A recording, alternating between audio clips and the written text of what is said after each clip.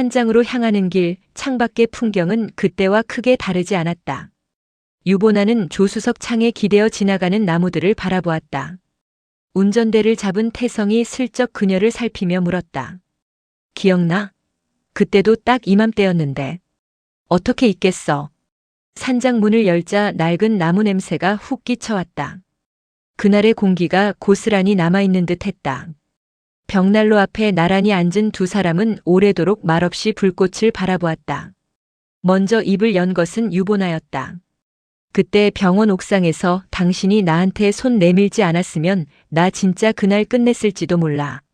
그러니까 다행이지. 내가 그때 하필 같은 층 환자였다는 게. 산에서 당신 쓰러졌을 때 나 정말 심장 멎는 줄 알았어. 두 사람은 서로를 바라보며 옅게 웃었다.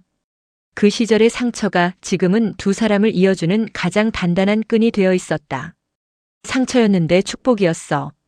태성이 낮게 은조렸다. 유보나는 대답 대신 그의 손을 가만히 잡았다.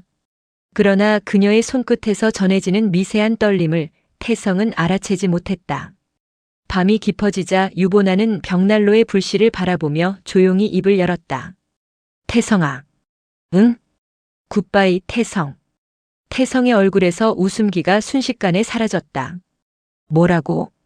이 일을 계속하면 너를 지킬 수 없어. 유리도. 이제 그만하려고. 완전히. 굿바이라니 그냥 퇴사한다고 하면 되잖아. 유보나는 시선을 피한 채 낮게 답했다. 이번엔 진짜 다를 거야. 태성은 그녀의 어깨를 붙잡으며 목소리를 높였다. 우리 같이 방법을 찾자. 유보나는 그 말에 아무 대답도 하지 못한 채 그저 그의 품에 조용히 안겼다. 그녀의 결심은 이미 굳어 있었지만 그 이유까지는 차마 입 밖에 낼 수 없었다. 서울의 한 아파트. 이동진은 낡은 제사상 앞에 태성과 나란히 앉아 있었다.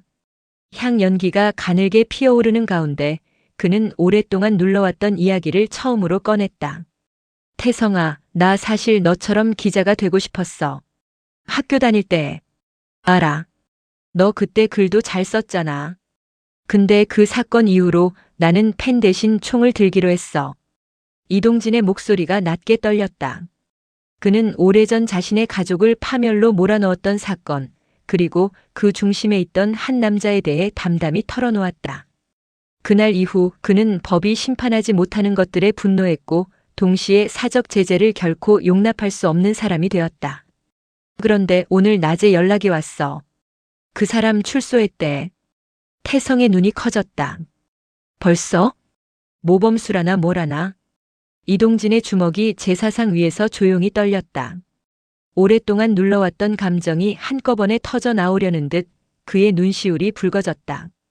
그 사람 킹피셔 사건이랑도 어떤 식으로든 얽혀 있을 거야. 이번엔 반드시 끝을 봐야 해.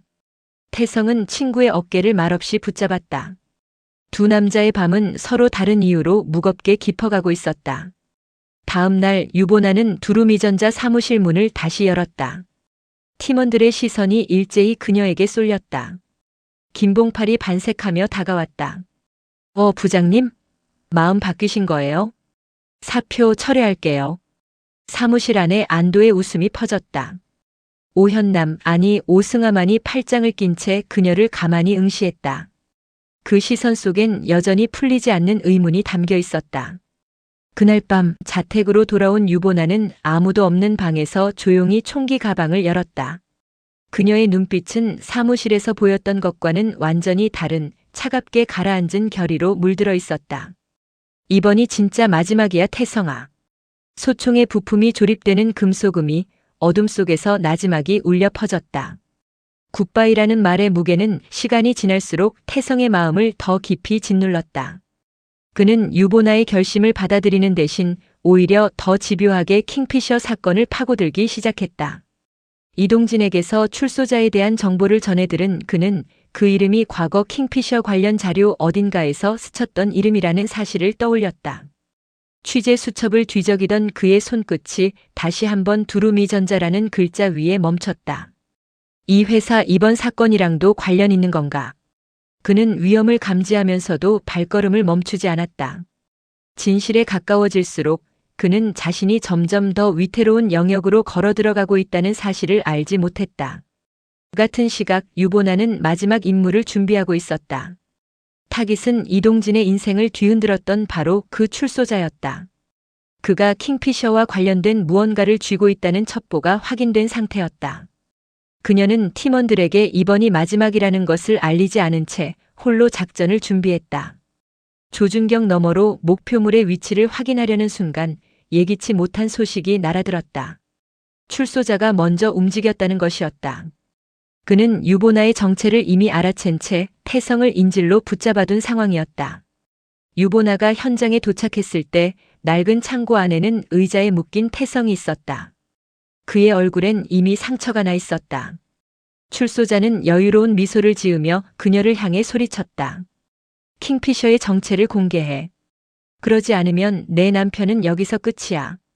유보나는 소총을 든 손이 처음으로 미세하게 떨리는 것을 느꼈다. 완벽한 저격 위치를 잡아왔던 그녀였지만 지금 이 순간만큼은 조준선이 좀처럼 안정되지 않았다. 가족을 지키려는 마음과 킬러로서 살아온 신념 그리고 남편을 향한 사랑이 동시에 그녀를 뒤흔들고 있었다. 멀지 않은 곳에서 이동진이 출소자의 행적을 쫓아 현장 근처에 도착했다. 그는 창고 안의 상황을 목격하고 숨을 죽였다. 태성, 유보나 그리고 자신의 인생을 망가뜨린 그 남자. 세 갈래의 운명이 마침내 한 공간에서 맞부딪히고 있었다. 보나야. 태성이 피 흘리는 얼굴로 힘겹게 그녀를 불렀다. 내가 누군지 알아. 처음부터 알고 있었어도 나는 너를 사랑했을 거야. 유보나의 눈에서 눈물이 흘러내렸다. 그녀는 방아쇠에 손가락을 올린 채 마지막으로 숨을 골랐다. 총성이 창고 안을 갈랐다. 어둠 속에서 유보나의 흐느낌이 새어나왔다. 그녀는 피 묻은 태성의 손을 힘껏 붙잡은 채 갈라진 목소리로 속삭였다. 미안해 그리고 사랑해. 한참을 흐느끼던 유보나는 문득 손끝에 전해지는 온기를 느꼈다. 태성의 손가락이 아주 미세하게 그녀의 손을 마주 쥐고 있었다. 태성아? 그녀가 놀라 고개를 들자 태성이 힘겹게 눈을 떴다. 어깨에서 피가 흐르고 있었지만 총알은 그를 완전히 관통하지 않은 듯 했다. 유보나가 쏜 것은 남편이 아니라 그의 등 뒤로 다가서던 출소자의 팔이었다. 마지막 순간 그녀의 손끝은 흔들리면서도 정확히 표적을 비껴가지 않았다. 바보야 왜 이렇게까지. 유보나는 떨리는 손으로 그의 상처를 눌렀다. 태성이 옅게 웃으며 말했다. 살아있잖아. 둘 다. 그때 창고 문이 요란하게 열리며 이동진이 뛰어들어왔다.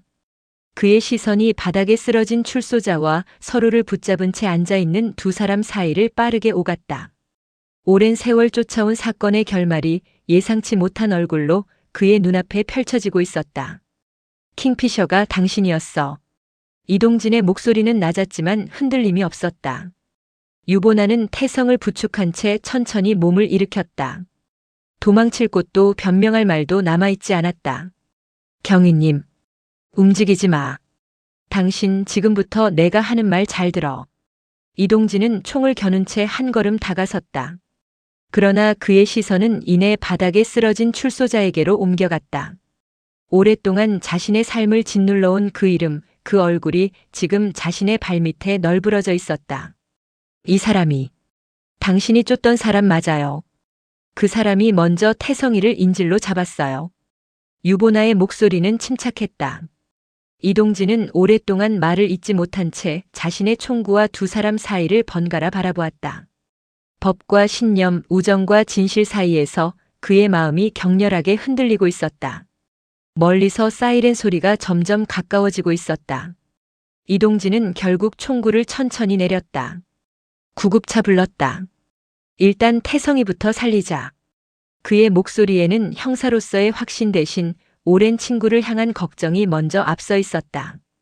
유보나는 그런 그를 바라보며 짧게 고개를 숙였다. 창고 밖에서 붉은 경광등 불빛이 어지럽게 번져오고 있었다. 구급대원들이 들것을 들고 뛰어들어왔다. 태성이 실려나가는 동안 유보나는 그의 손을 놓지 않은 채 나란히 걸었다. 창고를 벗어나기 직전 그녀는 문득 걸음을 멈추고 이동진을 돌아보았다. 경위님. 고마워요. 그리고 미안해요. 이동진은 아무 대답도 하지 않은 채 그저 묵묵히 바닥에 쓰러진 출소자에게로 시선을 돌렸다. 오랜 세월 그를 짓눌러온 이름이 이제는 수갑이 채워진 채 실려나가고 있었다. 복수도 완전한 해방감도 아닌 이상하리만치 텅 빈 감정이 그의 가슴을 채웠다. 구급차에 올라탄 태성은 흔들리는 시야 속에서도 아내의 얼굴을 놓치지 않으려 애썼다. 보나야, 말하지 마. 힘 빼지 말고. 괜찮아. 이제 다 알았으니까 오히려 마음이 편해. 그의 손이 힘없이 그녀의 손을 감쌌다. 사이렌 소리가 밤거리를 가르며 병원으로 향하는 동안 유보나는 처음으로 아무것도 숨기지 않은 얼굴로 남편 곁에 앉아 있었다. 오랫동안 두 개로 쪼개져 있던 그녀의 삶이 그 순간만큼은 하나로 겹쳐지고 있었다. 드라마가 끝나도 이야기는 계속된다. 킹무비박